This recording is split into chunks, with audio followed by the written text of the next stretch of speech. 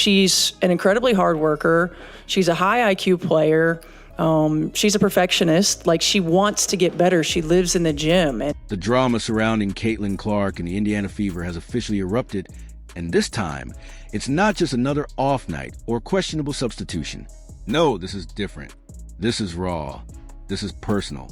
This is a visible unraveling of trust between a generational player and a coaching staff that, to many fans and analysts, seems more intent on managing around her than unleashing her. Caitlin Clark, the WNBA's rising supernova, isn't hiding her frustration anymore, and the basketball world is watching every second of it with jaws clenched. It started with a locker room door nearly flying off its hinges. Eyewitnesses described the sound like a thunderclap, echoing down the hallway, and behind that door, a storm was raging. Raised voices, clashing egos, a star player at her wit's end. Coaches scrambling to maintain composure. This wasn't some ordinary halftime pep talk gone wrong. This was a fracture in real time, broadcasts were all to hear, and it marked a seismic shift in how Caitlin Clark's relationship with the Indiana Fever is being perceived.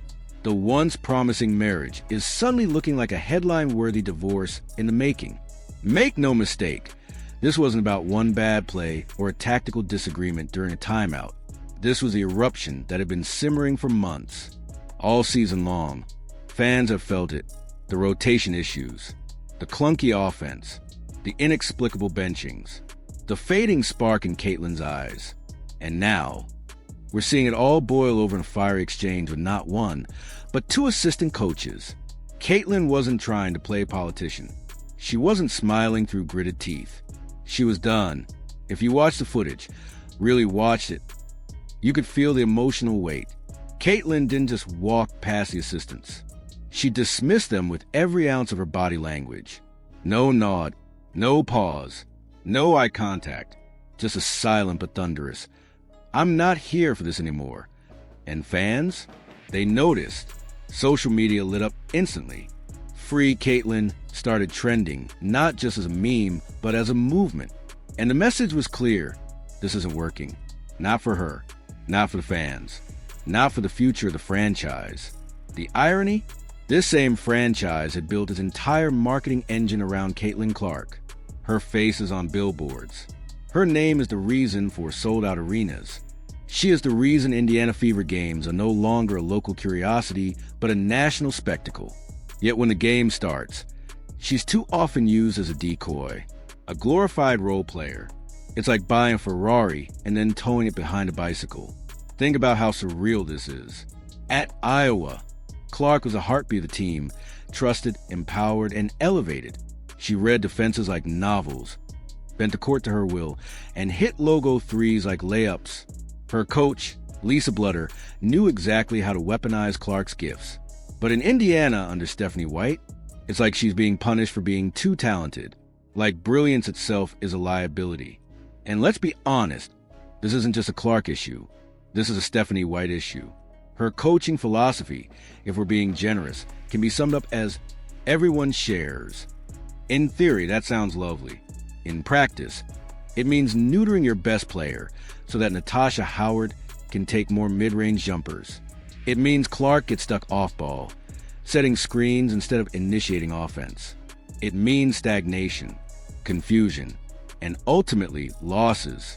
Remember that soundbite that resurfaced recently? White raving about how the Dallas Mavericks moved the ball better without Luka?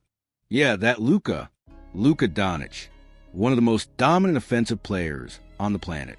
The subtext was chilling. White doesn't believe in building around a transcendent player. She believes in diluting excellence in favor of balance. But basketball isn't a potluck dinner. You don't want everyone bringing the same dish. You want the chef to cook. And Caitlin Clark is a 5-star chef being asked to pass out appetizers. You can see the philosophical divide growing wider with each game. Fans aren't just frustrated. They're outraged. They're vocal. They're organized. They're flooding Fever comment sections with calls for change. And they're not alone. Even former players, analysts, and insiders are starting to whisper. Clark is being held back. And the longer this continues, the louder those whispers will become. Because the numbers don't lie. Clark's usage is down. Her minutes are sporadic. Her impact, once immediate and electric, is being reduced to a slow, grinding struggle. You can see it in her demeanor. She doesn't look engaged. She doesn't look inspired. And that's heartbreaking for anyone who's followed her journey from college phenom to WNBA game changer. And let's not forget the absurd lineup decisions. There have been games where Clark has played fewer minutes than 3 other starters, games where she's been benched in critical moments, or sat for long stretches while the offense sputtered and stalled. It's not just confusing, it's insulting to her, to the fans, to the sport. All of this has culminated in what we now see as the defining moment of the season: Clark's public rejection of her coaching staff. That kind of visible rebellion doesn't happen unless a player has reached their absolute limit. And when a player of Clark's stature draws that line in the sand, it forces everyone, players, fans, media, executives, to pick a side. That's exactly what's happening now. A schism is forming. On one side, Stephanie White, her outdated systems, her rigid approach, her insistence on equal touches over elite production.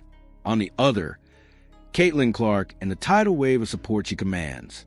The fans are speaking loudly. So are the ticket sales, the ratings, the sponsorships, the future of this league.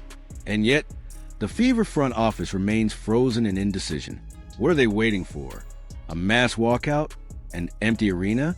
Because it won't take long. Clark has options. International teams are circling.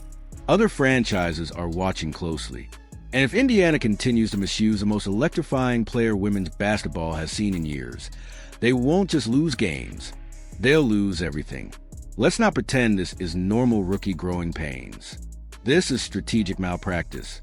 This is what happens when a system values ideology over reality. You can see it every time Clark initiates a play and watches it crumble. Teammates late on cuts, screens half set, spacing non-existent. She's playing chess while everyone else is still figuring out checkers. And instead of helping her elevate the game, White is trying to make her fit into a box built for average. What's worse, White actually believes she's right. She's doubled down on this system, pointing to the Fever's cup win without Clark as evidence that balance works. But here's the thing, nobody's paying to watch Natasha Howard post up. Nobody's turning on the TV to see who has the most touches. This league's future is tied to its stars. And right now, they are sabotaging their biggest one, even in her diminished role. Clark's brilliance leaks through the cracks. The occasional highlight, the impossible pass, the deep three that leave the crowd gasping. But these moments feel like accidents, not design. That's the tragedy. We're getting glimpses of greatness when we should be basking in it. And now, White has gone as far as suggesting Clark should thrive off the ball, that she should be moving without it, setting screens, finding open looks through the flow of the offense. It's like telling Shakespeare to stop writing and try stage design instead. Caitlin Clark is the magic. And if you're tired of sugar-coated commentary, if you want raw, unfiltered takes on the biggest stories in the WNBA, hit that subscribe button and turn on notifications. Because this saga, it's only just getting started.